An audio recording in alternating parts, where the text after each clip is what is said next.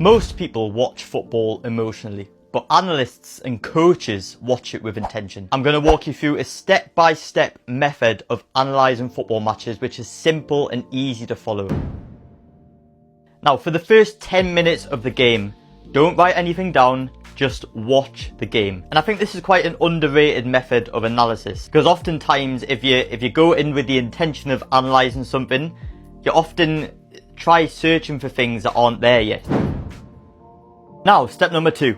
For the next 10 to 20 minutes, I want you to focus on each team's shapes. Okay, so for example, this shape in Team A, let's call them, this shape looks to me like a 4-2-3-1. And this shape, for example, for the red team, Team B, looks more like a 4-3-3. But I don't just want you to analyse the shape in general, because shapes change, systems, formations change throughout the game, whether you are on the ball or off the ball. Like here, for example, imagine the ball is with the middle centre back here. You can see that the in-possession structure for the blue team has drastically changed from that original 4-2-3-1. It's now more like a 3 in the defensive line, your 2 in the midfield, normally called the double pivot, and then your 5 along the front line. And then I want you to look at how the opposition are defending that. So you can see they've got their 4 across the back line, they've got their 4 in the midfield line, and then they've got their 2 attackers or strikers. Okay, now these shapes also change based on the phase of play that a team is in. And this is something I also want you to take note of.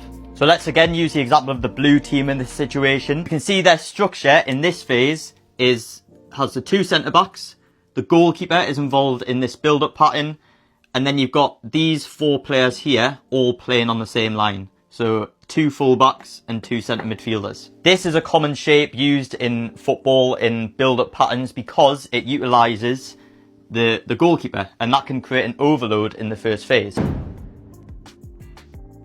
Now, step 3, I want you to focus on identifying patterns. And this is where it gets interesting, because now you've got the foundation of looking for team shape in certain areas of the pitch, certain phases.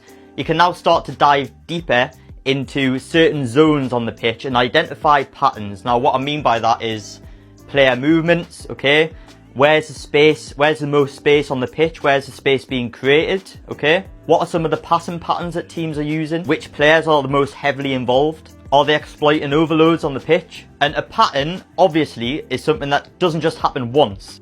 Okay, it's got to be a reoccurrence. Because the more frequently something happens, the greater influence it will have on the result of that match. Because patterns reveal the intent by the coach, okay? So do you know what I want you to do in the second half? Repeat the exact same process, okay? And I say this because if you can do the same process as you did in the first half and you can spot changes, then you can say, right, this is what changed in the game, and this could have possibly had an influence on the result. And spotting those changes is key, because without spotting the changes, then you can't really say what impacted the game. And this is where the real analysis happens. Not just noticing what is happening, but thinking about why it's happening.